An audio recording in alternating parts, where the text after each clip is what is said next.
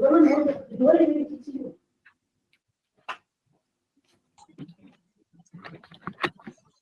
praise the Lord for the one more opportunity to come into the Lord's presence and to pray and to offer ourselves at the feet of the Lord. మన దేవునికి ఎంతో వందనస్తులమై ఉన్నాం. మరొక తరుణాన్ని దేవుడు తన సన్నిధికి రావడానికి, మన యొక్క విన్నపాలు ఆయన యొక్క పాద సన్నిధికి తీసుకురావడానికి ఇచ్చిన తరుణానికై దేవునికి వందనస్తులమై ఉన్నాం. हम प्रभु की आभारी हैं क्योंकि प्रभु ने हमें और एक समय उनके सन्निधि में बिताने के लिए इस तरह प्रार्थना और याचना उनके उपस्थिति में लेके आने के लिए हमें योग्यता दिया है. So in this first session, the time of confession, we are going to read a scripture portion from book of Nehemiah, chapter 1. ఈ యొక్క ఉదయకాల సమయంలో మనము మొదటి భాగంగా నెహెమ్యా గ్రంథము మొదటి అధ్యాయంలోని మొదటి అధ్యాయంలోని కొన్ని భాగాలు చూద్దాం. तो इस समय में हम नेहम्याह के पहले पुस्तक के पहले अध्याय का कुछ वचन हम देखेंगे. Book of Nehemiah, chapter 1, verses 3 to 6. We'll read together, please. Nehemiah గ్రంథము మొదటి అధ్యాయం 3 నుండి 6 వచనాలు కలిసి చదువుకుందాం. नेहम्याह का पहला अध्याय 3 से लेके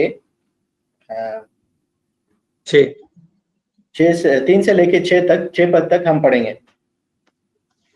So our brother will read in Telugu and we'll all read along with him. తెలుగులో నేను చదువుతాను, మీరందరూ మరి ఎక్కడున్నా చదవండి. వారు చెరపట్టబడిన వారిలో శేషించిన వారు ఆ దేశంలో బహుగా శ్రమనిందను పొందుచున్నారు. మరియు యెరూషలేము యొక్క ప్రాకారము పడద్రోయబడినది, దాని గుమ్మములను అగ్ని చేత కాల్చబడినవని నాతో చెప్పిరి. ఆ మాటలు విన్నప్పుడు నేను కూర్చుండి ఏడ్చి కొన్ని దినములు దుఃఖంతో ఉపవాసముండి ఆకాశమందలి దేవుని ఎదుట విజ్ఞాపన చేస్తుని. ఎట్లనగా, ఆకాశమందున్న దేవా యెహోవా, భయంకరుడవైన గొప్ప దేవా, నిన్ను ప్రేమించి నీ ఆజ్ఞలను అనుసరించి నడుచువారిని కటాక్షించి వారితో నిబంధనను స్థిరపరచువాడా, నీ చెవి యొగ్గి నీ నేత్రములు తెరిచి నీ సన్నిధిని దివారాత్రము నీ దాసులైన ఇజ్రాయేళ్ల పక్షంగా నేను చేయి ప్రార్థన అంగీకరించుము. నీకు విరోధముగా పాపం చేసిన ఇజ్రాయేలు కుమారుల దోషమును నేను ఒప్పుకొంచున్నాను. నేనును నా తండ్రి ఇంటి వారును పాపం చేసి ఉన్నాము. Shall we pray? ప్రార్థించుకుందాం. प्रार्थना करेंगे. ప్రేమ కలిగిన మా ప్రియ పరలోకపు తండ్రి, నమ్మకమైన మా దేవ, యేసు ప్రభు నామములో మీకు వందనం చెల్లిస్తున్నాం.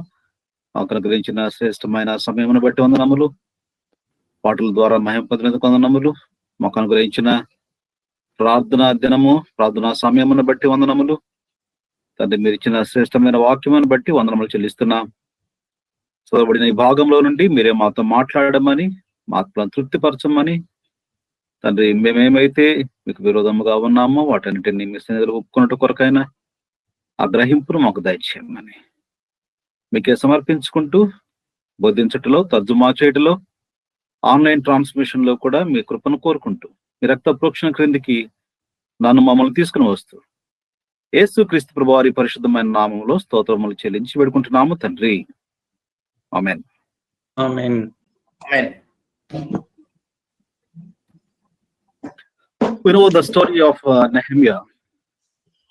మనందరికీ నెహెమ్యా యొక్క సంఘటన కథ అంతా తెలుసు. हम सब जानते हैं कि नेहम्याह का उस समय घटना किस तरह था. हम सब जानते हैं. The people of Judah and the city of Jerusalem were in terrible condition. యూదా ప్రజలు ఆ యెరూషలేము పట్టణము ఎంతో భయంకరమైనటువంటి స్థితిలో ఉన్నారు. यूदा के प्रजा और यरूशलेम बहुत ही संकट के समय में थे. Nebuchadnezzar and the armies of Babylon they had invaded Israel and carried many people from that city. నెబుకద్నెజరు మరి ఆ యొక్క బబులోను ప్రజలు, ఆ సైన్యము మరి ఈ యొక్క ఇజ్రాయెల్ పట్టణంలో, ఈ యొక్క యెరూషలేము, ఈ పట్టణాన్ని అంతటినీ కూడా వారు దాని మీద దాడి చేసి అనేకుల్ని అక్కడి నుండి చెరగా తీసుకొని పోతూ వచ్చారు. राजा नेबुकदनेस्सर और बबुलोनियों की सेना आक्रमण करते हुए, चढ़ाई करते हुए यरूशलेम के निवासियों को, बहुत सारे लोगों को बंदवाई में बंदवा के लेके गए हैं. They were taken away as slaves. వారిని బానిసలుగా తీసుకుని వెళ్ళారు. और उनको सेवक बना के बंदी में लेके गए हैं. So all the people of Judah and the city of Jerusalem and the people who were living in Babylon, they were in the terrible condition, and in the Persia also they were in the terrible condition. కాబట్టి అక్కడ ఉన్నటువంటి ప్రజలు, అనగా ఈ యెరూషలేం పట్టణంలో ఉన్నటువంటి వారు, అంతేకాకుండా ఆ చెరగొనపోయినటువంటి వారు కూడా ఎంతో మరి దయనీయమైనటువంటి స్థితిలో వారు ఉన్నారు. यूदा के प्रजा और यरूशलेम के निवासी उस समय बंदवाई में बहुत ही कठिन परिस्थितियों में, भयंकर परिस्थिति में वो लोग बंधे हुए थे. They need some help from above. They need some help from God. అట్టి సమయంలో వారికి పైనుండి, అనగా దేవుని యొద్ద నుండి వారికి సహాయం అవసరం ఉన్నది. और उस दौरान उन लोगों को ऊपर से सहायता का जरूरत पड़ी है. And they needed a person who is having a vision, who can lead them out of their distress, to bring them out of their distress. అంతేకాకుండా వారికి ఒక వ్యక్తి కావాలి, తాను వారున్నటువంటి ఆ దయనీయమైనటువంటి నిరాశతకున్నటువంటి స్థితిలో నుండి వారిని బయటకి నడిపించటానికి, వారిని విడిపించటానికి ఒక వ్యక్తి కావాలి. उतना ही नहीं, उन लोगों को एक व्यक्ति की आवश्यकता है जो दर्शन पाए हुए हैं और उनको उन भयंकर परिस्थितियों से, उन दुख भरी परिस्थितियों से उनको छुटकारा दिला सके. So the people always seek for changing in their situation. For that, somebody must lead them. చూడండి, ప్రజలు ఎప్పుడు కూడా వారి జీవితాల్లో మార్పును కోరుతారు. ముఖ్యంగా వారున్నటువంటి స్థితిలో నుండి, పరిస్థితిలో నుండి మార్చబడాలని కోరుతారు. దానికి ఒక వ్యక్తి అవసరమై ఉన్నాడు. और हमेशा लोग यही चाहते हैं कि उनके जो बुरा समय है, जो संकट के समय है, वो बीत जाए और उनके अंदर से वो किसी तरह निकल पाए. So God had such a man, and his name was Nehemiah. మరి దేవుని యొద్ద ఇటువంటి వ్యక్తి దేవునికి కలిగి ఉన్నాడు. ఆయన పేరే నెహెమ్యా. और प्रभु के पास ऐसा व्यक्ति था जो उनको छुड़ा सकता है, और उसका नाम है नेहेमिया. Nehemiah was used by God mightily, and he was prepared by God and used by God mightily. చూడండి, నెహెమ్యా దేవుని ద్వారా ఎంతో బలంగా వాడబడుతూ వచ్చాడు. అంతేకాకుండా ఆయన అనేకుల్ని విడిపించటానికి దేవుని చేత ఉపయోగించబడుతూ వచ్చాడు. और नेहेमिया प्रभु के द्वारा ताकत पाते हुए, ताकत के साथ उपयोग किया गया है और उनका इस्तेमाल किया गया है.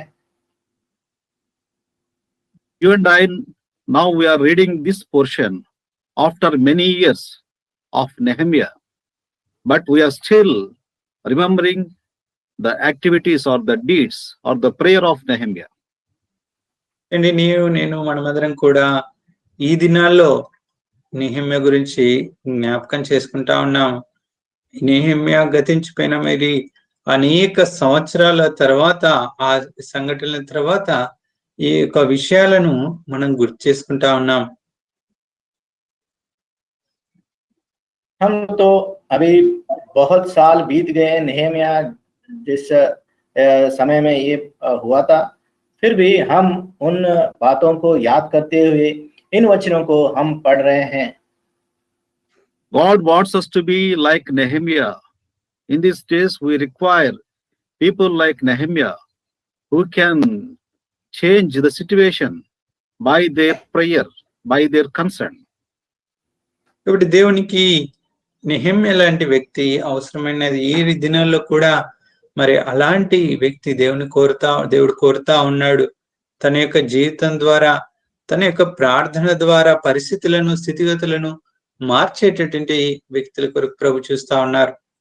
और इन दिनों में भी प्रभु ऐसा व्यक्ति की तलाश में है जो उनकी प्रार्थना के साथ, लगाव के साथ इन सारे परिस्थितियों में जवाब मिल पाते हुए, इन परिस्थितियों से जूझते हुए ऊपर आ सके.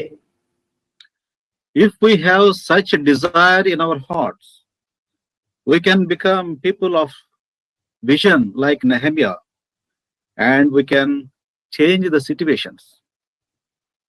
కాబట్టి అలాంటి స్థితి, అలాంటి మనం కూడా అలాంటి జీవనం మనం కూడా కలిగి ఉన్నట్టయితే మనం కూడా నెహెమ్యా లాంటి దర్శనం కలిగినటువంటి వారంగా, పరిస్థితులు మార్చగలిగేటటువంటి వారంగా ఉంటాం. और इस तरह की दर्शन पाए हुए लोग जैसा हम इस तरह अगर है तो हम भी नेहमिया की जैसा हम कामयाबी पाते हुए, दर्शन पाए हुए जैसा हम भी कामयाब हो सकते हैं. We know that Nehemiah was a contemporary of Ezra and Zerubbabel. మనకు తెలుసు నెహెమ్యా జెరుబ్బాబెలు మరియు ఎజ్రాతో కూడా మరి సహపనివారంగా వారితో కూడా పనిచేసిన వారుగా ఉన్నాడు. हम सब जानते हैं कि नेहमिया एजरा और जरुब्बाबेल के साथ ही साथ काम किए, चर्या करने वाले व्यक्ति था. So he was the contemporary, సమకాలీకుడు, ఆ కాలంలో ఉన్నవాడు. So he was along with Ezra and Zerubbabel, but Zerubbabel returned first, then Ezra returned second, and this is the third chance Nehemiah is going to get to return to his own country. కాబట్టి ఈ నెహెమ్యా మరి ఈ Ezra జెరుబ్బాబెల్ తో పాటు సమకాలికుడిగా ఉన్నాడు. అనగా వారితో ఆ యొక్క సమయాల్లో ఉన్నటువంటి వాడు. మొదట జెరుబ్బాబెలు తిరిగి తన ప్రదేశానికి వెళ్ళాడు, తర్వాత ఎజ్రా వెళ్ళాడు, తర్వాత నెహెమ్యా తన పట్టణం యెరూషలేంకి వెళ్ళాడు. तो हम देखते हैं कि नेहमिया उनके समय में, उन कार्यकाल में वो भी उपस्थित था उस समय में.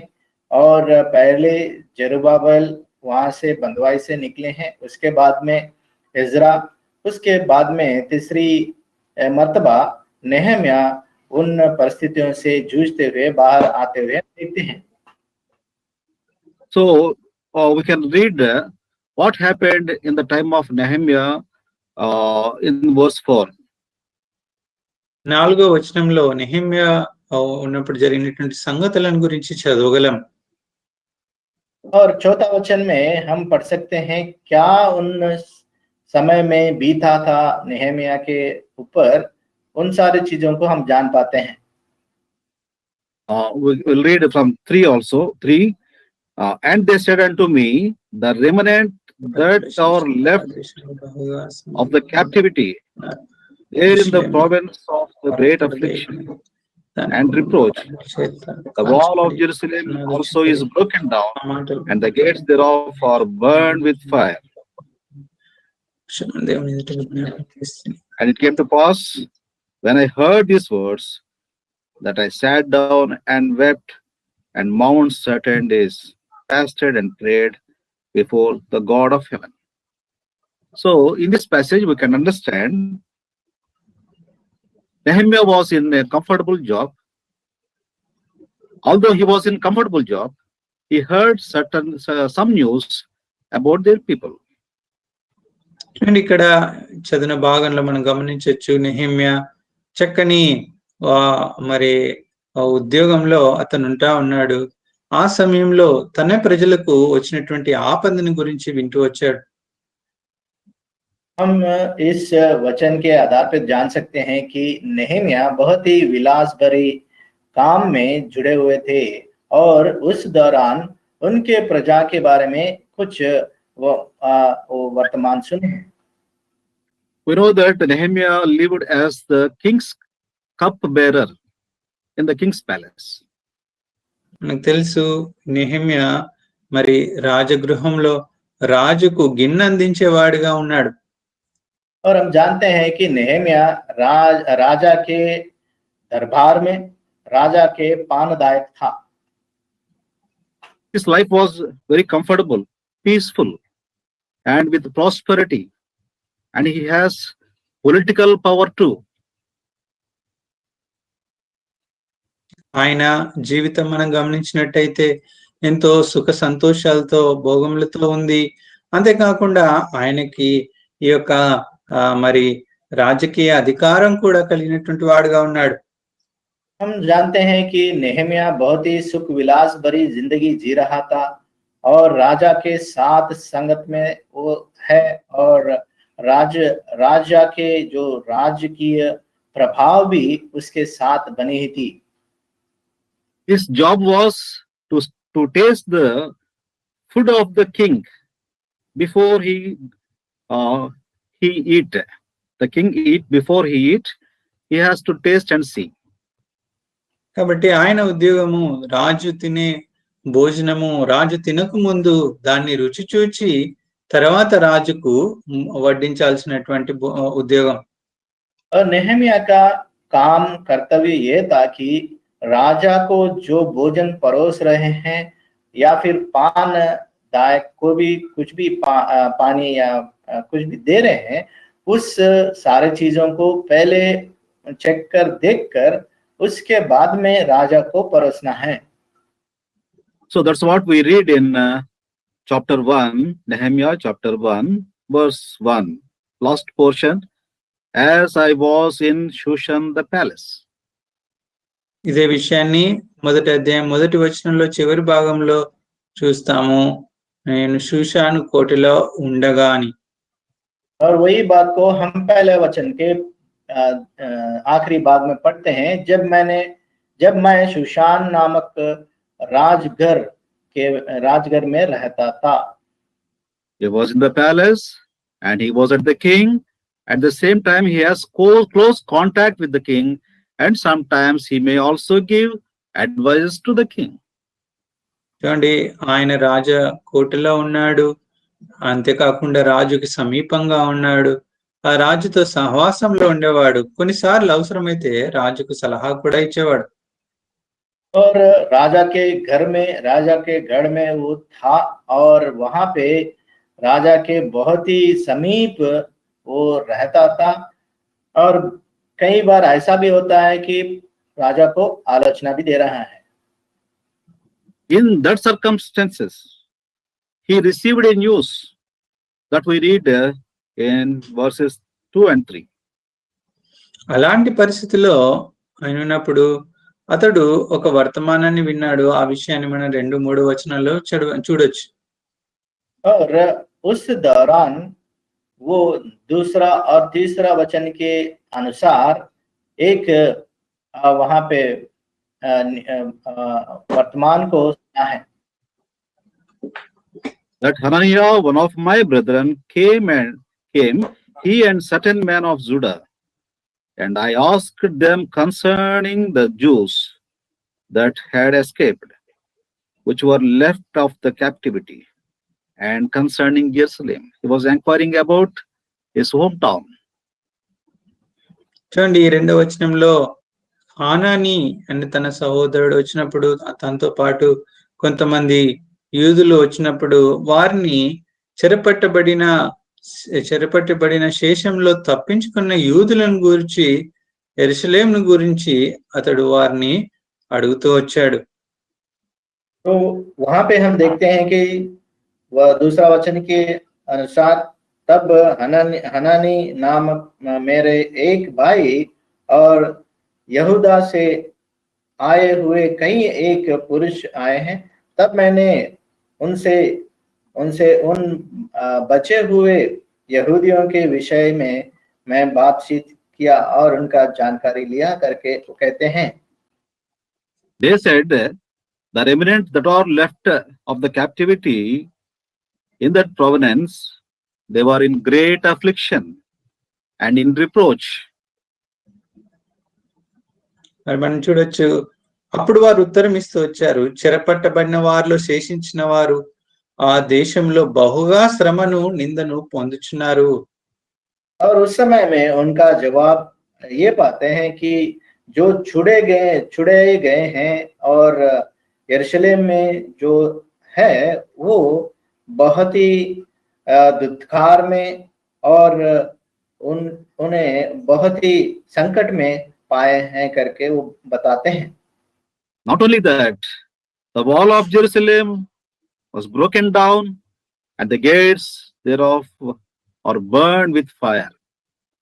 అంతేకాకుండా యెరూషలేము యొక్క ప్రాకారములు పడద్రోయబడుతూ వచ్చాయి, గుమ్మములు అగ్ని చేత కాల్చబడుతూ వచ్చాయి.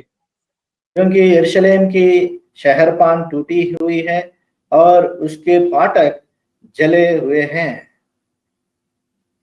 The calamity in the Jerusalem, the happenings in the Jerusalem caused calamity in the heart of Nehemiah.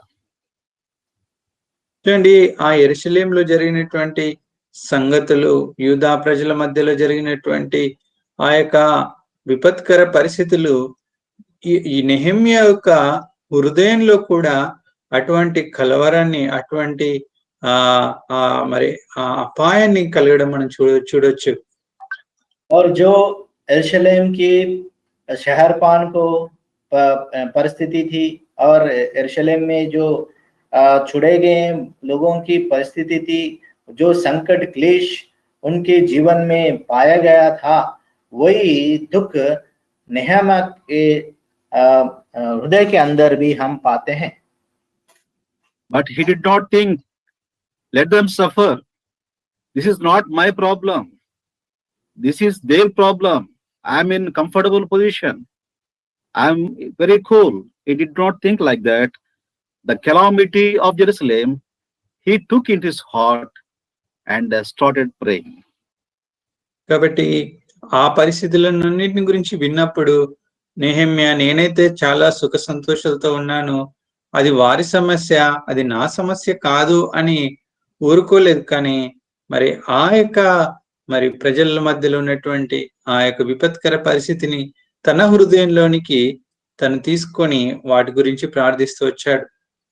उस दौरान नेहम्या ने ऐसा नहीं सोचा कि मैं सुख विलास में हूँ, ये मेरा काम कर्तव्य नहीं है, मुझे क्या पड़ी करके ऐसा नहीं सोचा है, लेकिन उनकी जो दुर्दशा है वो अपने हृदय में लेते हुए दुख विलाप करते हुए अपने आप प्रार्थना में उनके साथ जुड़ाया है।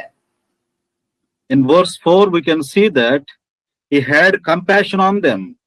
When he heard these things, these words, he sat down and wept, mourned 7 days. 4వ వచనంలో మనం చూడొచ్చు, ఎప్పుడైతే ఈ మాటలు విన్నాడో, ఆ మాటలు విన్నప్పుడు ఆయన హృదయము మరి ఈ విషయాలన్నిటి బట్టి ఎంతో దుఃఖం చెంది కొన్ని దినములు దుఃఖంతో ఉపవాసం ఉండి దేవుని ఎదుట విజ్ఞాపన చేస్తూ వచ్చాడు. जब ये बातों को सुना है, तुरंत ही 4 वचन के अनुसार हम देखते हैं कि ये बातें सुनते ही मैं बैठकर रोने लगा और कितने ही दिन तक विलाप करता और स्वर्ग की परमेश्वर की मैं उपवास करता रहा। So here we can see the situation of Nehemiah in 3 ways. ఇక్కడ నెహెమ్యా యొక్క పరిస్థితిని 3 విధానాలుగా చూడొచ్చు. और नेहम्या की जो परिस्थिति थी उसको हम 3 दशा में देख सकते हैं. He was very comfortable, but when he heard, his heart was with the calamity, and thirdly, he had compassion on their own people. చూడండి, నెహెమ్యా ఆయన మరి ఎంతో సౌఖ్యంగా జీవిస్తా ఉన్నాడు. ఎప్పుడైతే తన యొక్క ప్రజల గురించి విన్నాడో ఆయన మరి వాటన్నిటినీ కూడా తన హృదయంలో ఆ బాధను పొందుతూ వచ్చాడు. తర్వాత వాటన్నిటి గురించి ఆయన మరి కూర్చుండి దేవుని సన్నిధిలో మరి ప్రార్థించడం చూస్తాం. हम देखते हैं कि नेहम्या के जीवन बहुत ही सुख विलास से भरी हुई थी, परंतु जब ने उन बातों को सुना है और यरूशलेम के निवासियों की दुर्दशा को सुना है, वो दुर्दशा अपने मन के भीतर लेते हुए कई दिन बैठते हुए दुख और विलाप को व्यक्तित किया है. This is how God prepares people to pray. God will stir up the nest and he will make them to pray. కాబట్టి ఈ రీతిగానే దేవుడు తన ప్రజలను మరి ప్రార్థన కొరకై సిద్ధపరుస్తాడు. మొదట తమ గూడును కదిలించి తర్వాత ఆ యొక్క ప్రార్థన స్థితిలోనికి వారిని తీసుకుని వస్తాడు. इस तरह प्रभु परमेश्वर उनकी निवास स्थान को हिलाते हुए प्रार्थना के लिए उन सबको तैयार करते हैं.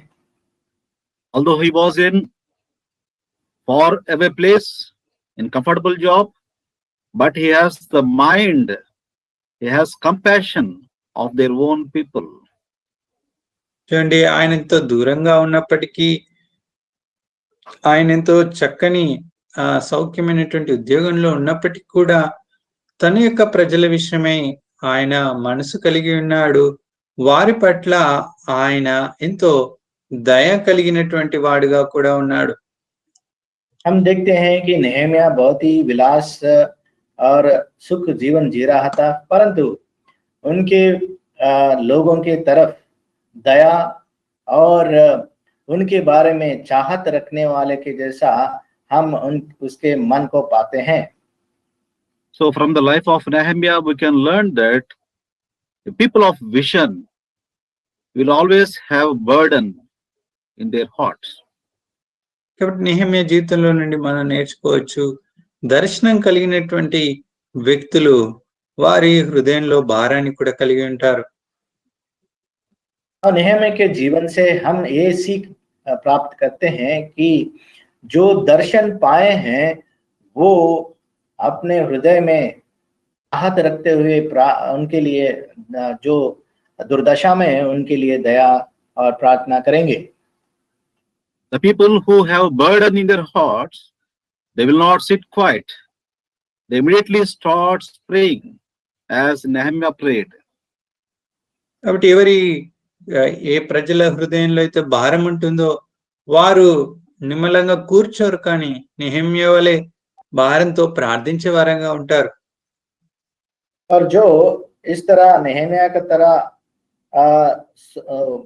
बाहर से रहते हैं वो मौन धारण करके नहीं बैठते हैं, लेकिन वो प्रार्थना में और कुछ करने की चाहत रखते हैं. We know the life of Jonah. He was the prophet. God asked me to go to Nineveh, but he was traveling in different direction and comfortably sleeping in the ship.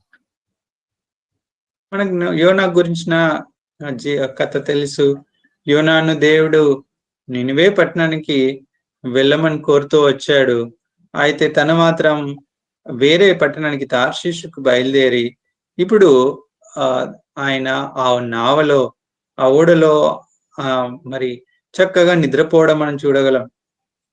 हम जोना के जीवन में भी देखते हैं कि वो प्रभु ने उनको निर्देश दिया है कि वो जाके वर्तमान बांटे, लेकिन निनिवे के प्रांत में जाने के लिए, लेकिन हम पाते हैं वो जाके वो नाव में निचले भाग में जाते हुए बहुत ही सुख विलास से सो रहा है। Then God stirred the nest of Jonah. Then he started praying by the outside of calamity. కాబట్టి ఆ స్థితిలో ఉన్నటువంటి యోనాను దేవుడు తన గూడును కదిలించిన తర్వాత ఆ ఆ పరిస్థితుల గురించి, ఆ యొక్క విపత్కరమైనటువంటి స్థితుల గురించి అతడు ప్రార్థించడం మొదలు పెట్టాడు.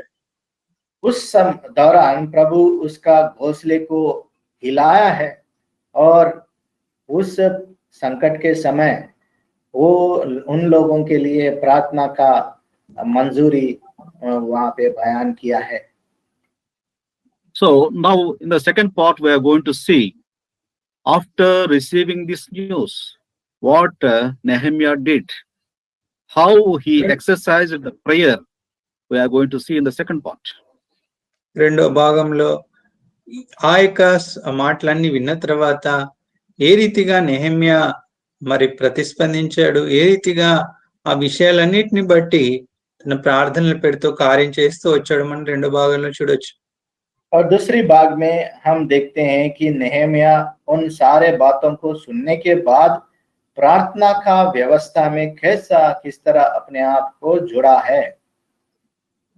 He started praying in verse 5 and said, I beseech thee, O Lord God of heaven, the great and terrible God, that keepeth covenant and mercy for them that love him and observe his commandments. Likewise, he started praying and praising God about his superiority and strength and sovereignty. కాబట్టి ఇక్కడ 5వ వచనంలో చూడొచ్చు, నెహెమ్యా ఈ విషయాలన్నీ విన్నప్పుడు దేవుని ఎదుట ప్రార్థిస్తూ వచ్చాడు. ఆకాశమందున్న దేవా యెహోవా, భయంకరుడమైన గొప్ప దేవా, నిన్ను ప్రేమించి నీ ఆజ్ఞలను అనుసరించినట్టు వారిని కటాక్షించి వారితో నిబంధన స్థిరపరచువాడా అంటూ దేవుణ్ణి స్తుతించి ఆరాధించడము ఇక్కడ మనం చూడగలం. और 5वां वचन के अनुसार हम देखते हैं कि हे स्वर्ग के परमेश्वर यहोवा है, महान और भययोग्य ईश्वर, तू जो अपने प्रेम रखने वाले और आज्ञा मानने वाले की विषय अपनी वाचा पालता और उन पर करुणा करता है, इस तरह परमेश्वर की स्तुति कर रहा है। So in the exercise of prayer, the first part must be praising the Lord. Nehemiah started praising the Lord, O Lord God of heaven, the great and terrible God. He was talking about the superiority of God and the strength of God and the sovereignty of God. కాబట్టి మొట్టమొదటి భాగంలో ఆయన నెహెమ్యా దేవుని యొక్క గొప్పతనాన్ని గురించి, దేవుని యొక్క ఔన్నత్యాన్ని గురించి, ఆయన యొక్క శక్తిని గురించి ఆయన దేవుని కొనియాడుతూ కనపరుస్తూ వచ్చాడు.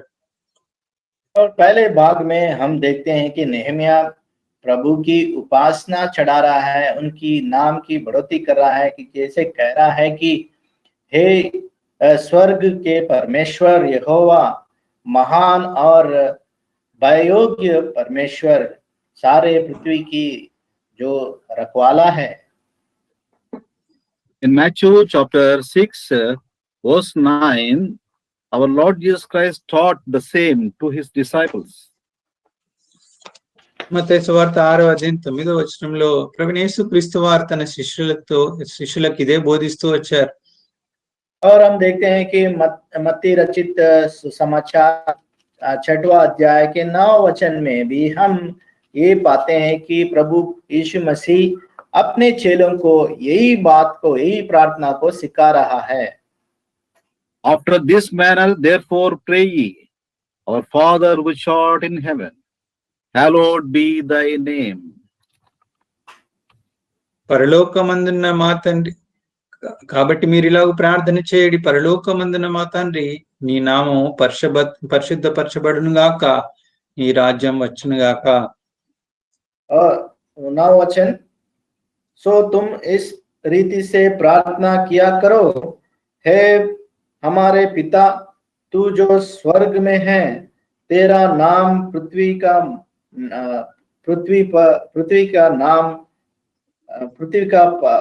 नाम पर जाना जाए. So in the exercise of prayer, we have to praise the Lord in the first part, as Nehemiah prayed and the disciples prayed. కాబట్టి ఇక్కడ నెహెమ్యా ప్రార్థించిన రీతిగా, శిష్యులు ప్రార్థించిన రీతిగా మన ప్రార్థన జీవితంలో దేవుణ్ణి ఘనపరిచే వారంగా, దేవుణ్ణి మహింపరిచే వారంగా మనం ఉండాలి. तो हम हमारे प्रार्थना में भी हम जिस तरह नेहम्या ने प्रभु की उपासना चढ़ाई है, उनकी नाम की बढ़ोतरी की है, चेलों के साथ भी इस तरह ही सिखाया गया है, उस तरह अपना प्रार्थना भी रहना है. Let us all read together Psalms 100th Psalm, verse 4. రండి అందరం కలిసి కీర్తనలు 100వ కీర్తన 4వ చరణం చదువుకుందాం. तो हम सब मिलके भजन संहिता 100 और उसकी 4था वचन को सब मिलकर पढ़ेंगे. Enter into his gates with thanksgiving and into his courts with praise. Be thankful unto him and bless his name. So the first part of prayer is praising. Nehemiah started his prayer with praising the Lord. కాబట్టి ప్రార్థనలో మొదటి భాగము దేవుణ్ణి స్తుతించి గణపరచడం. నెహెమ్యా ఆ రీతిగానే స్తుతిస్తూ గణపరుస్తూ వచ్చాడు. तो नेहम्या के प्रार्थना में पहला भाग में प्रभु की उपासना, उनकी चढ़ाई, नाम की चढ़ाई की है. Now, how Nehemiah exercised the prayer we can see in verse 6. 6వ వచనంలో ఏ రీతిగా నెహెమ్యా ప్రార్థిస్తూ వచ్చాడో మనం చూడొచ్చు. और 6वां वचन में किस तरह अपना प्रार्थना को मंजूरी को प्रभु के सामने रखा है. Nehemiah chapter 1 verse 6 says that, let thine ear now be attentive and thine eyes open, that thou mayest hear the prayer of thy servant, which I pray before thee now, day and night. We have to remember the words day and night, I pray thee. నీ చెవి యొగ్గి నీ నేత్రములు తెరిచి నీ సన్నిధి దివారాత్రములు నీ దాసులైన Israel పక్షంగా నేను చేయి ప్రార్థన అంగీకరించమంటూ ప్రార్థిస్తూ వచ్చాడు. ఇక్కడ దివారాత్రములు అనేటువంటి మాటను మనం గుర్తించాలి. नेहमी का पहला अध्याय 6वां वचन के पहले भाग में लिखा है कि तू कान लगाए और आंखें खोले रहे कि जो प्रार्थना मैं तेरे दास इस स्थान तेरे दास इस्राएलियों के लिए दिन और रात करता हूं. यहाँ पे ध्यान रखना यह है कि दिन और रात वो प्रार्थना किया है. And he heard the calamity of the people, of his own people. Then he started praying, praising the Lord, and he prayed day and night till he received the answer. ఎప్పుడైతే తన ప్రజల గురించి, వారికి ఉన్నటువంటి దయనీయమైనటువంటి స్థితిని గురించి విన్నాడో, మరి దేవుణ్ణి స్తుతించి ఆరాధిస్తూ వచ్చాడు. తర్వాత దివారాత్రములు దేవుని యొద్ద నుండి జవాబు పొందేంత వరకు కూడా అతడు ప్రార్థిస్తూ వచ్చాడు. और जब उसने अपने प्रजाओं की दुर्दशा को, दुत्कार भरी हुई जीवन को बारे में सुना है, वो प्रार्थना में अपने आप को जोड़ा है और दिन और रात प्रार्थना किया है जब तक वो प्रभु परमेश्वर से जवाब ना पाया. This kind of prayer need to be demonstrated in our lives. Until we receive the answer, we have to pray day and night.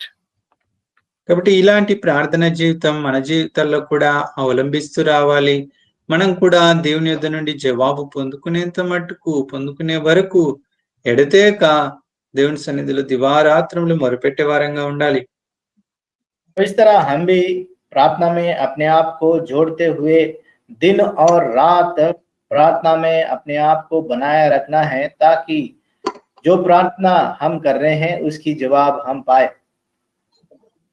Luke chapter 18 verse 1. We'll all read together, please. లూకా సువార్త 18వ అధ్యాయము మొదటి వచనము కలిసి చదువుకుందాం. लूका का सुसमाचार 18 अध्याय का पहला वचन सब मिलके पढ़ेंगे। And he spake a parable unto them, and that men ought always to pray, not to faint. So we always need to pray, not to faint, not to be discouraged, not to go away from the mood of praying until we receive an answer. We have to continue in prayer. కాబట్టి మనం కూడా విసుకకుండా ప్రార్థిస్తూ రావాలి. ఎడతెగక మనము దేవుని సన్నిధిలో మొరపెడుతూ రావాలి. ఆ యొక్క ప్రార్థన విన్నపాలు మనం చేసిన వాటికి జవాబు పొందేంత మట్టు కూడా దేవుని సన్నిధిలో ప్రార్థిస్తూనే రావాలి. तो हम भी इस तरह प्रार्थना में जब हम जुड़ते हैं, अपना हियाव ना छोड़ना चाहिए, और प्रार्थना जब तक उसका जवाब ना मिलता है, हम प्रार्थना में अपने आप को बनाए रखना है। And the third exercise he exercised in this prayer, we can see Nehemiah chapter 1 verse 6, second portion. మూడవ విషయము తన ప్రార్థనలో అవలంబించినటువంటి విషయాన్ని మొదటి అధ్యాయం నెహెమ్యా 6వ వచనం 2వ భాగంలో మనం చూడొచ్చు. और तीसरा चीज हम नेहमिया के जीवन में देखते हैं कि नेहमिया का पहला अध्याय 6वां वचन के दूसरे भाग में, Which I pray before thee now day and night for the children of Israel thy servants, and confess the sins of the children of Israel. And we have sinned against thee, both I and my father's house have sinned. నీకు విరోధముగా పాపం చేసిన Israel కుమారుల దోషమును నేను ఒప్పుకొంచున్నాను. నేనును నా తండ్రి ఇంటి వారును పాపం చేసి ఉన్నాము. और हमें अब देखते हैं कि इस तेरे दास इस्राएलियों के लिए दिन और रात करता हूं, उसे तू सुन ले। मैं इस्राएलियों के पापों को जो हम लोग ने तेरे विरुद्ध किया है मान लेता हूं, और मेरे पिता के घरों ने दोनों ने जो पाप किए हैं। So he not only praying day and night, he was weeping and praying. This is called penitence prayer, weeping and praying. చూడండి, ఆయన దేవుని సన్నిధిలో ఎడతేక మొరపెట్టడమే కాకుండా ఇక్కడ ఆయన విలపిస్తూ ఏడుస్తూ మరి ప్రార్థిస్తూ వచ్చాడు. इस तरह अपने प्रार्थना को जता रहा है, जो प्रार्थना वो कर रहा है दुख और विलाप से अपने प्रार्थना को व्यक्तित कर रहा है।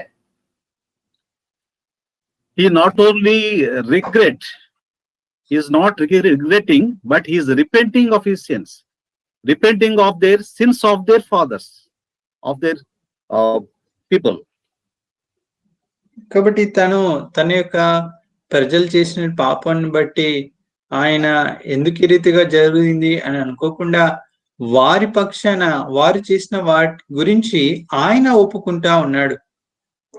और हम देखते हैं कि वो इस्राएलियों के प्रजा और उनके पिता जो उनके घराने के हैं, जो किस तरह पाप किए हैं, उस सारे पापों को वो कबूल करते हुए उनकी पश्चाताप कर रहा है। Book of Lamentations chapter 5 verse 7. Let us all read together, please. విలాప వాక్యములు 5వ అధ్యాయము 7వ వచనం అందరం కలిసి చదువుకుందాం.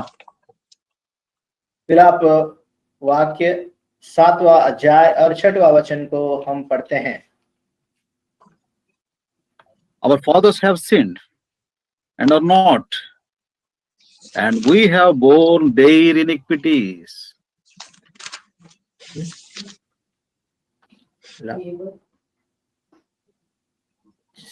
Lamentations chapter 5 verse 7. విలాప వాక్యంలో 5వ అధ్యాయం 7వ వచనం, మా తండ్రులు పాపం చేసి గతించిపోయి మేము వారి దోష శిక్షను అనుభవించున్నాము. विलाप वाक्य 5वां अध्याय और 7वां वचन के अनुसार वो कहता है कि हमारे पिता और हमारे घराने ने जो पाप किए हैं और लय हो गए हैं. So God is a God of just. If parents committed sin, that will be carried up to 4 generations. If we commit sin, something else, something wrong against God, that will be carried again to the next generation. So by remembering all these things, Nehemiah started weeping and praying and confessing the sins of their parents. కాబట్టి మన దేవుడు ఆయన న్యాయవంతుడైనటువంటి న్యాయాధిపతుడైనటువంటి దేవుడు. ఒకవేళ మనము పాపము దోషములు చేస్తే అవి 4 తరాల వరకు ఉంటాయి. అందుకొరకే నెహెమ్యా తన తండ్రుల చేసిన తన పితరులు చేసిన పాపాన్ని కూడా జ్ఞాపకం చేసుకుంటూ వాటన్నిటిని ఒప్పుకుంటూ వచ్చాడు. और नेहमिया उस तरह प्रार्थना करते हुए जो पाप उनके पूर्वजों ने किया है वो चौथे उनके पुश्तों के तक वो लेके जा सकता है, कह के वो याद करते हुए अपने जो पाप है अपने दूसरे पुश्तों तक जाएगा करके अपने पाप को कबूल करते हुए प्रार्थना में जुड़ा है. He says in chapter 1 verse 6, Nehemiah, book of Nehemiah chapter 1 verse 6, he says that I sinned, my parents sinned, Lord please forgive us. Nehemiah 1:6లో ఈ రీతిగా అంటూ వచ్చాడు, నేను నీకు విరోధంగా పాపం చేసిన ఇజ్రాయెల్ నేనును నా తండ్రి ఇంటి వారును పాపం చేసినామంటూ ప్రభువా మమ్మల్ని క్షమించమని వాటన్నిటి విషయమే ఒప్పుకుంటూ వచ్చాడు. और यहाँ पे हम देखते हैं कि 6वां वचन में नेहमिया अपने पापों की कबूल इस तरह कर रहा है कि मैंने जो पाप किया है और मेरे पिता के घरानों ने जो पाप किए हैं उन सबको वो वहां पे पश्चाताप करते हुए कबूल कर रहा है. In verse 7, 8, 9 also we can read like this. We have gone against thy commandments. We behaved correctly against thee. And we did not follow the statutes, thy judgments. And we beseech, remember, I beseech thee, the word that thou commandest thy servant Moses. Now he was praying that, Lord, remember the word which thou hast given to Moses, and remember us. Remember the word and remember us. కాబట్టి ఈ రీతిగా తను ఒప్పుకుంటూ ప్రభు యొద్ద మొరపెడుతూ వచ్చాడు. దేవా, నీ సేవకుడైన మోషేతో నీ సెలవిచ్చిన మాటను మరి జ్ఞాపకం తెచ్చుకో, మమ్మల్ని కూడా నువ్వు జ్ఞాపకం తెచ్చుకో అని ప్రార్థిస్తూ వచ్చాడు. हम देखते हैं कि नेहमिया प्रभु परमेश्वर से इस तरह प्रार्थना कर रहा है कि हमने तेरे सामने बहुत बुराई किए हैं और तेरे जो आज्ञाओं को पालन, तेरे विधियों को ना मानते हुए तिरस्कार जीवन जिए हैं और इस तरह अपने आप को प्रभु के सामने कबूल करते हुए उनके पूर्वजों के साथ जो प्रभु ने वाचा दिया है, मूसा के साथ जो वाचा किया है, उस वाचा को याद दिला रहा है. Finally, I would like to remember here one exercise of Nehemiah in verse 11. He is not only praying alone, he was praying with group of people. That's why he says, O Lord, I beseech thee, let now thine ear be attentive to the prayer of thy servant and to the prayer of thy servants. The word thy servants. So it's a collective prayer. కాబట్టి ఇక్కడ ఆయన ప్రార్థనలో అవలంబించినటువంటి ఇంకో విషయాన్ని మనం 11వ వచనంలో చూడొచ్చు. అక్కడ యెహోవా చెవియొగ్గి నీ దాసునైన నా మొరను నీ నామము భయభక్తులతో అంతేకాకుండా నిన్ను బతిమాలుకొంచున్నాము అంటూ తన యొక్క ఒక్కడే కాకుండా అక్కడ తనతో పాటు భయభక్తులు కలిగి ప్రార్థించినటువంటి విషయాన్ని కూడా చూస్తా ఉన్నాం. కాబట్టి ఇది సహవాసంగా వారు చేసినటువంటి ప్రార్థనగా మనం గమనించవచ్చు. और इस तरह नेहमिया प्रार्थना कर रहा है कि वो अपने अकेला भी प्रार्थना कर रहा है। वो कहता है कि मेरा प्रार्थना जो मैं कर रहा हूँ और हम तेरे दास जो सब मिलके जो सबको साथ मिलाते हुए संगति के साथ प्रार्थना करने की यहाँ पे हमें याद दिला रहा है। So here we are going to close this topic and enter into prayer. Let us remember the prayer of Nehemiah. కాబట్టి ఈ విషయాన్ని ఇక్కడితో ముగిస్తూ మనం ప్రార్థనలో ప్రవేశిద్దాం. నెహెమ్యా యొక్క ప్రార్థనను మనం ఈ సమయంలో జ్ఞాపకం చేసుకుందాం. तो हम इस तरह इस वचन को यहाँ पे अंत करेंगे।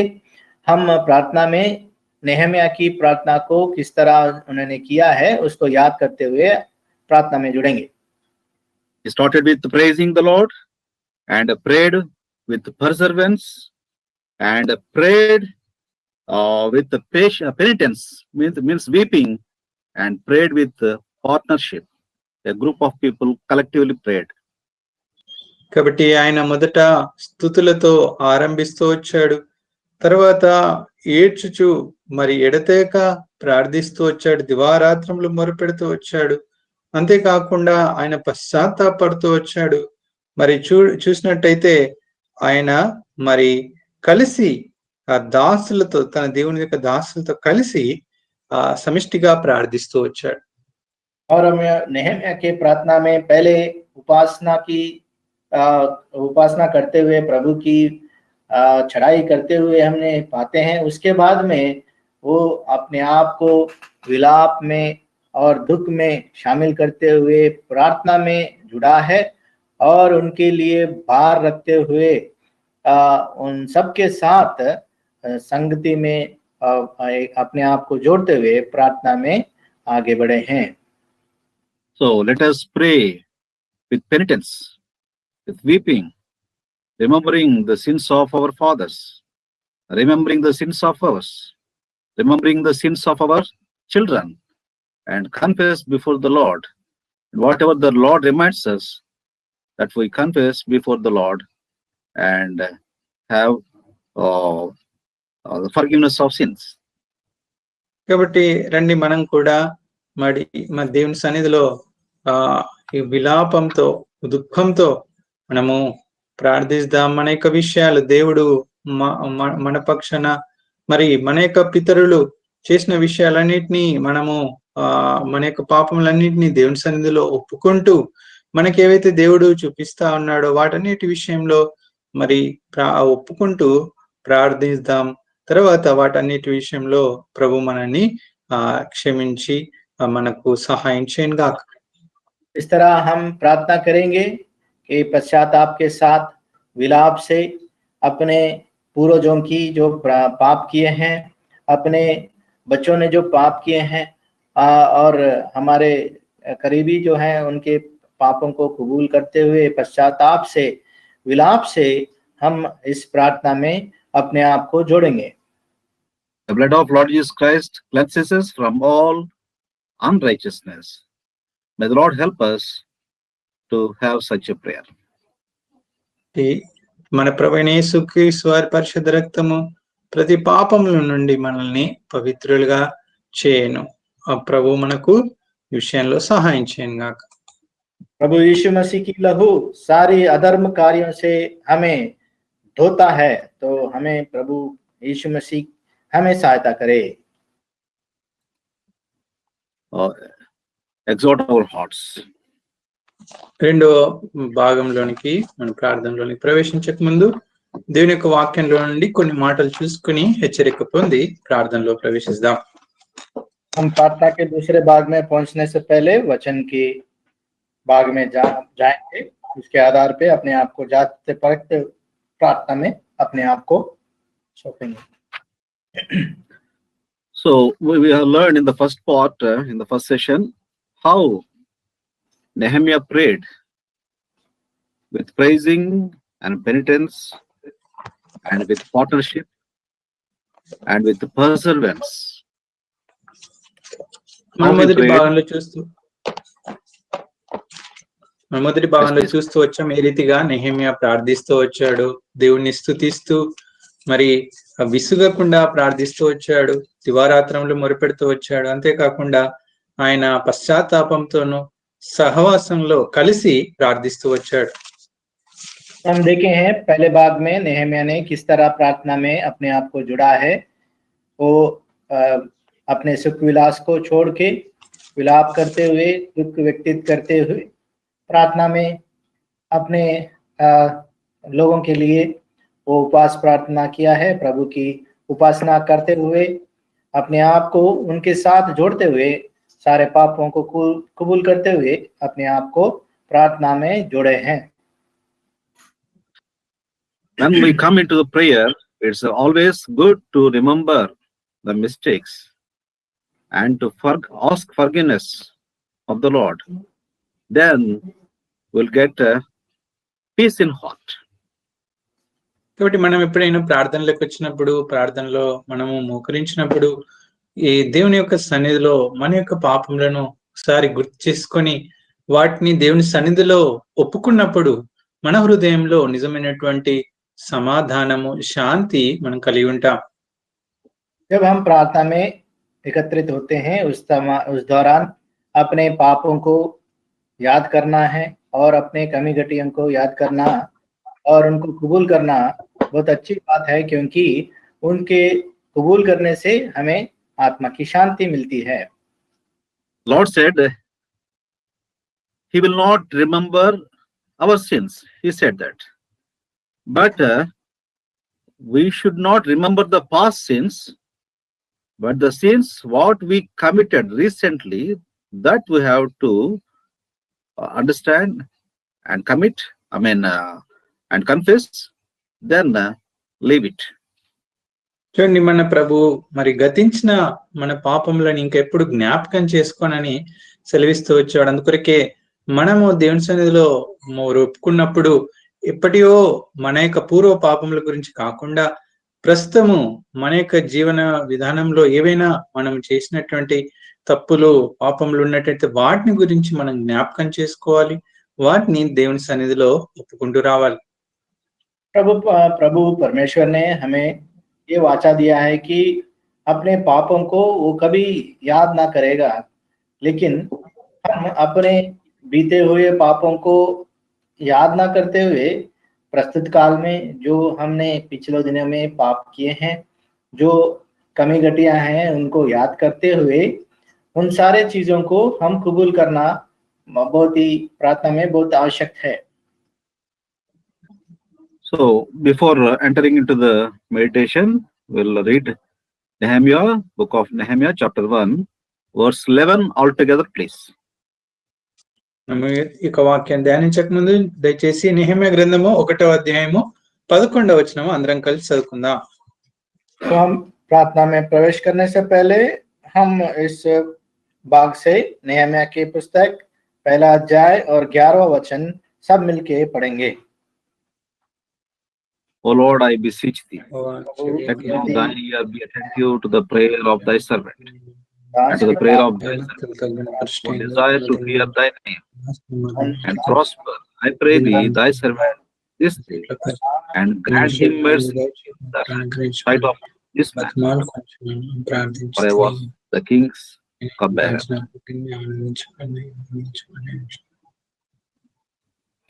So here Nehemiah was the cupbearer that we understood in the first part.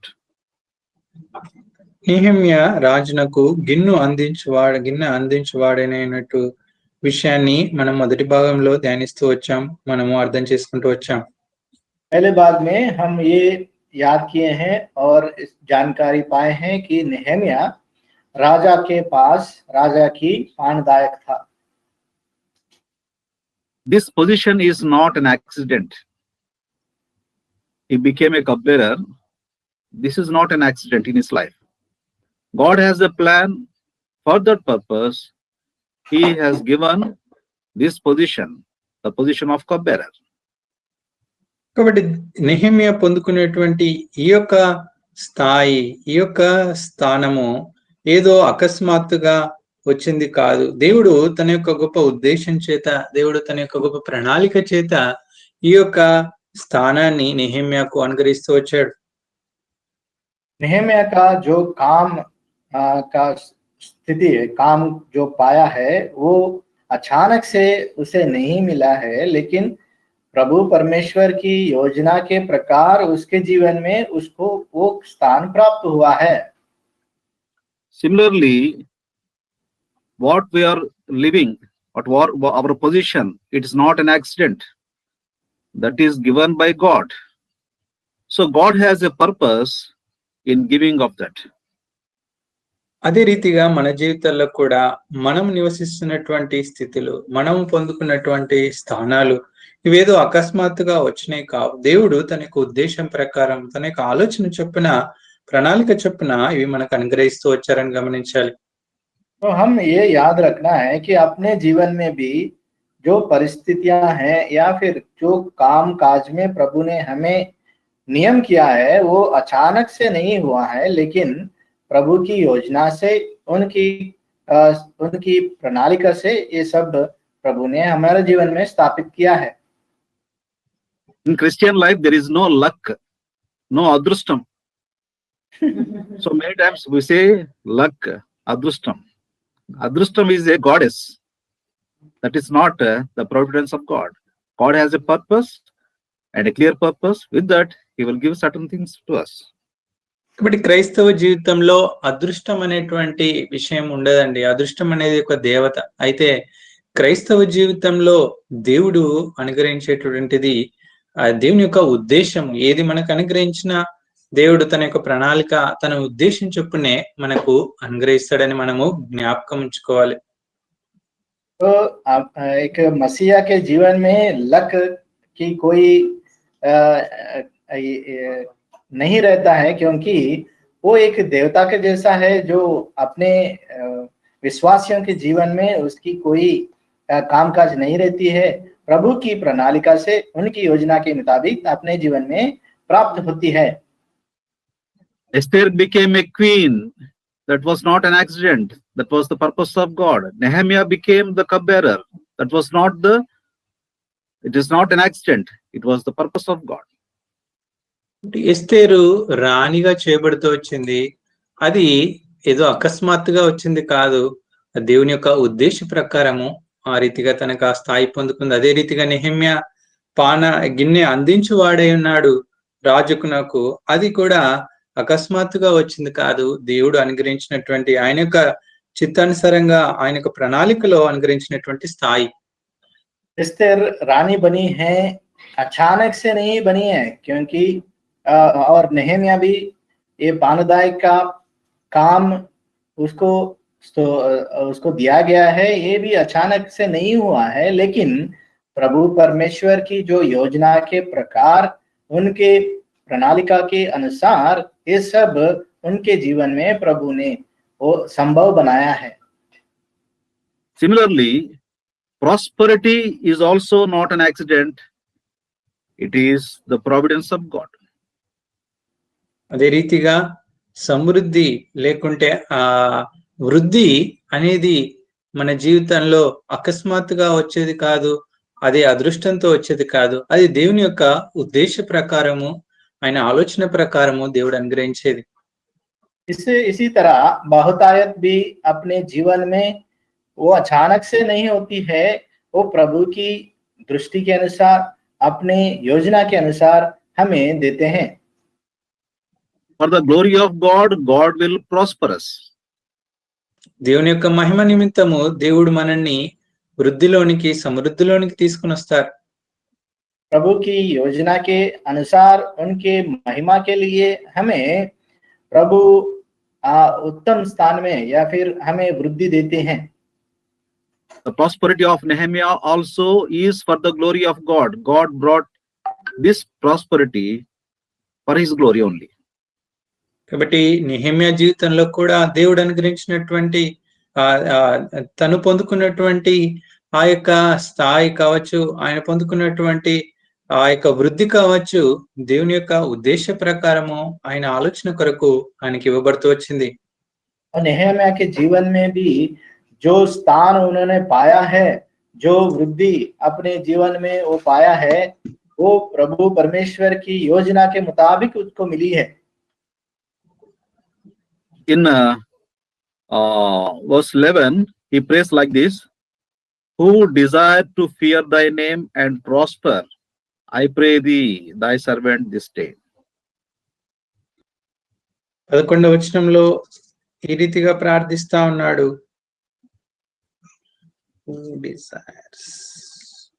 నీ దాసుని ఆలోచన సఫలపరచి నీ దాసుని ఆలోచన ఈ దినమందు నీ దాసుని ఆలోచన సఫలపరిచి ఈ మనుషుడు నాయందు దయ చూపినట్లు అని ప్రార్థిస్తూ వచ్చాడు. हम देखते हैं कि 11 वचन में, हे प्रभु, विनती यहाँ है कि तू अपने दास की प्रार्थना पर और अपने दास की प्रार्थना पर जो तेरे नाम का यहाँ मानना चाहते हैं. He already reached physically in his life unto the prosperity, but he is praying that to prosper the thought. That's very important. We have many thoughts. That thoughts must be accordingly or according to God's will, that must be prospered.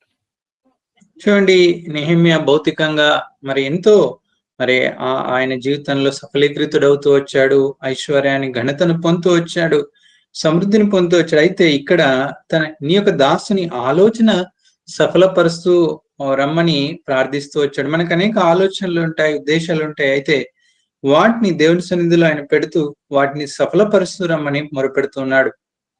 यहाँ पे बहुत सारे विचार हमारे जीवन में रहते हैं, लेकिन यहाँ ये प्रार्थना कर रहा है कि तेरे दास की जो प्रार्थना है, आलोचना है, उसकी वृद्धि करने के लिए उसने प्रार्थना विनती कर रहा है. So position is not an accident and prosperity is also not an accident. కాబట్టి ఆ స్థానము అదేదో అకస్మాత్తుగా వచ్చేది కాదు. ఆ యొక్క వృద్ధి లేకుంటే దేవుడిచ్చే శ్రేయస్సు అది అకస్మాత్తుగా వచ్చేది కాదు. और जो स्थान ग्रहण उसने किया है वो अचानक से नहीं हुआ है, और जो वृद्धि उसने पाई है वो भी अचानक से उसे ना मिली है. And thirdly, power also is not an accident. It is the purpose of God to be as a cupbearer. In that power, God has a purpose in the life of Nehemiah. మూడోది అధికారము. ఈ యొక్క అధికారము ఇది ఏదో అకస్మాత్తుగా వచ్చింది కాదు. నెహెమ్యా జీవితంలో రాజునకు గిన్నె అందించేటువంటి ఈ యొక్క అధికారము దేవుని యొక్క ఉద్దేశము ప్రణాళిక చేత అది అతనికి అనుగ్రహించబడుతూ వచ్చింది.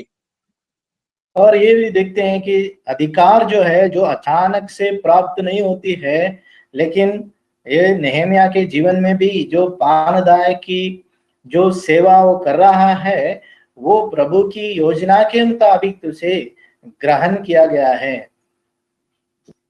So in that position, in this power, he could able to influence the king, and king thought about Nehemiah, why you are so sorrow.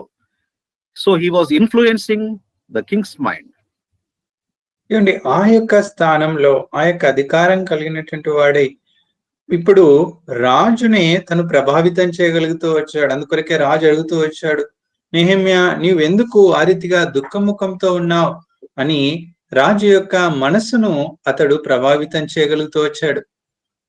तो इस तरह वो स्थान जो उसका स्थान उसके पहुंच में थी, वो भी प्रभु के योजना के मुताबिक उसको इस्तेमाल करने के लिए प्रभु ने उसे दिया है, ताकि जब राजा ने उसे देखा है, उसके दुख उसके मुख पर देखा है, तो तभी राजा ने उससे पूछा है कि क्या दुख का कारण क्या है. Ordinary people cannot reach king directly, but because of his power, Nehemiah could able to influence king's mind directly.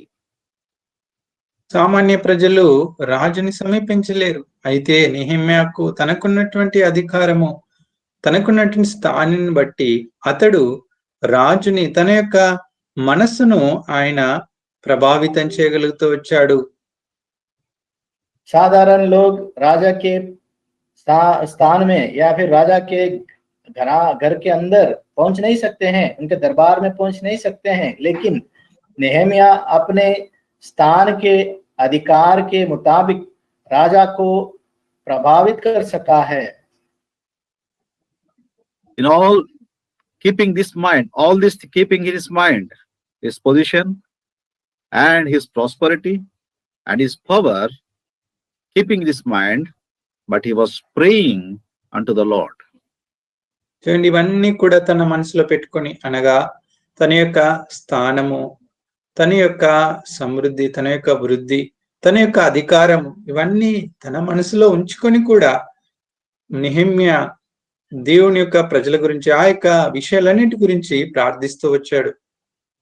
Nehemiah अपना स्थायी और अपना जो वृद्धि है, इन सब को अपने याद करते हुए भी इन सारे लोगों के लिए वो प्रार्थना में अपने आप को जुड़ा है. So in verse 8, he says that, remember the promise which you have given to Moses. You remember the promise and you help us.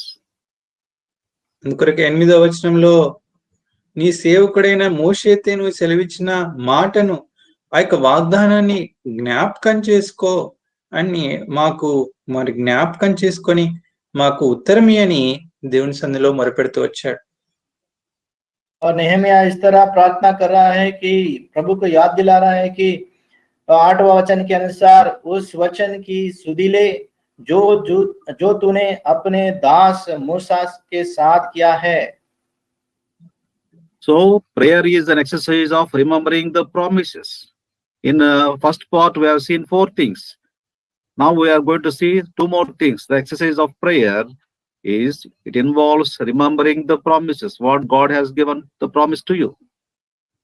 కాబట్టి ప్రార్థన అనేది, ప్రార్థనలో దేవుని యొక్క వాగ్దానాలను మనం జ్ఞాపకం చేసుకోవాలనేటువంటి విషయాన్ని కూడా మనం ఇప్పుడు గమనించాలి. గత భాగంలో ఉన్న 4 విషయాలు మనం చూస్తూ వచ్చాం. ప్రార్థనలో మనం అవలంబించినటువంటి విషయాలను ఇప్పుడు 2 విషయాలు చూద్దాం. దాంట్లో మొదటిది, దేవుని యొక్క వాగ్దానాలను మనము జ్ఞాపకం చేసుకుంటూ దేవుని సన్నిధిలో ప్రార్థించాలి.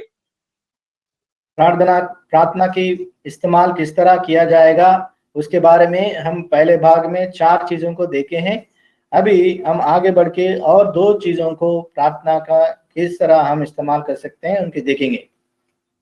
The second thing, the next thing in the prayer, the exercise of prayer is, in verse 11, he is coming with some petitions, a list of prayer items. He was praying for his parents, praying for his people, and remembering all the lists. He was praying before the Lord. ఈ ప్రార్థనలో ఇంకొక విషయం మనము చూస్తా ఉన్నాం. అవలంబించాల్సినటువంటి విషయము, దేవుని సన్నిధికి కొన్ని విన్నపాలతో, ఆ యొక్క విన్నపాల పట్టితో దేవుని సన్నిధికి రావాలి. ఇక్కడ నెహెమ్యా 11వ వచనంలో ఆయన తన యొక్క పితరుల గురించి, తన యొక్క ప్రజల గురించి ఆయన ఆ ప్రార్థన పట్టిని దేవుని సన్నిధికి తీసుకొని వస్తా ఉన్నాడు. हम यहाँ पे देखते हैं कि प्रार्थना की इस्तेमाल किस तरह नेहमिया किया है कि वो 11 वचन के अनुसार प्रभु के पास विनती लेके आया है. एक सूची, प्रार्थना की सूची एक लेके आते हुए अपने पिता और अपने सारे प्रजाओं के लिए प्रार्थना विनती वो लेके आए हैं. In that petition, in the list of that petitions, he is adding one more thing, that is, this man may have mercy upon me, this king may have mercy upon me.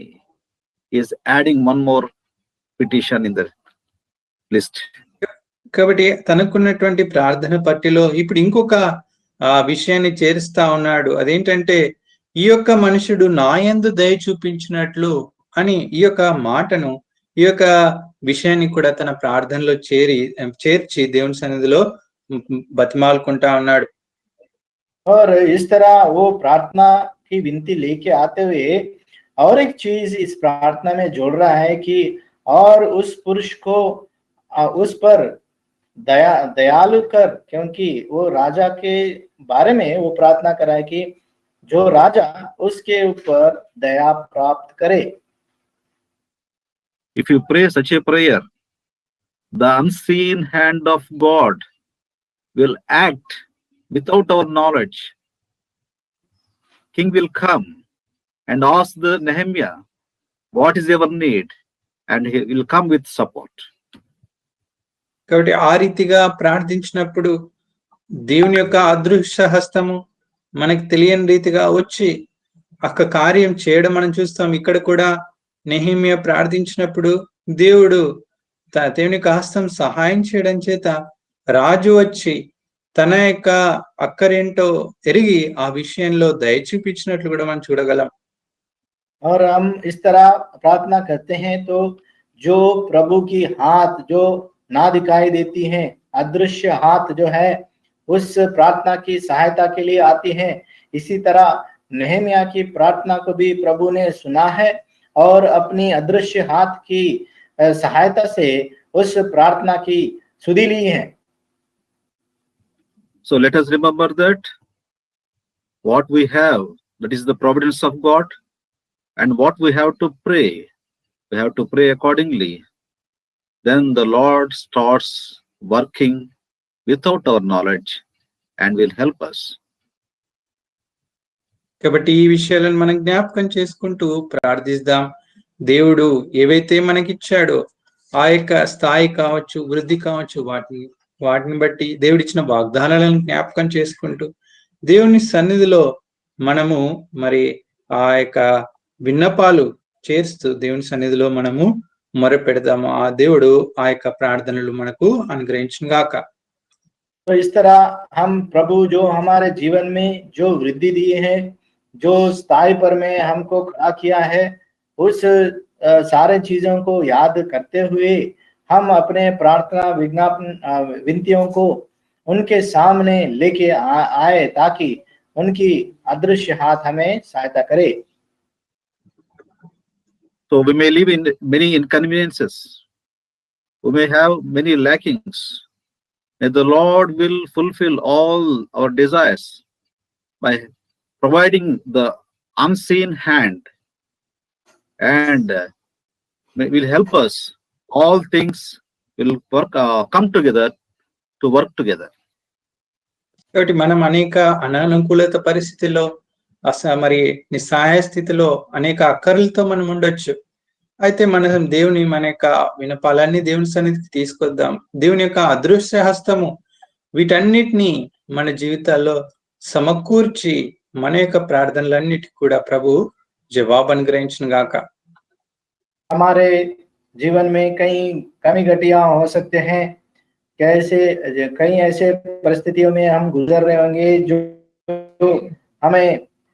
हम गुजरे हैं, लेकिन हम इस तरह प्रभु के सामने प्रार्थना विनती लेके आते हैं तो प्रभु की अदृश्य हाथ हमें सहायता करते हुए इन सारे कमी घटियों को पूरा करने में हमें कामयाबी प्राप्त कर सकती है. So keeping all these things in our hearts, let us pray for some time. ఇవన్నీ కూడా మన హృదయంలో ఉంచుకొని కొద్దిసేపు మనం ప్రార్థనలో సమయాన్ని గడుపుదాం. इन सारे चीजों को अपने हृदय में रखते हुए थोड़ी सी समय हम प्रार्थना में बिताएंगे.